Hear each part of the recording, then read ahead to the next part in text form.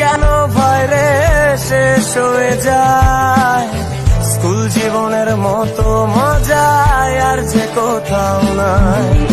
School জীবনটা কেন ভয়রে শেষ হয়ে যায়, স্কুল জীবনের মতো মজায় আর যে কোথাও নাই। আমার সেই দিনের স্মৃতিগুলো নয় রে ভোলার নয়, সেদিনটাতে ফিরে যেতে ভীষণ ইচ্ছে হয়। না না না না না না না না না না না না না না না না না না।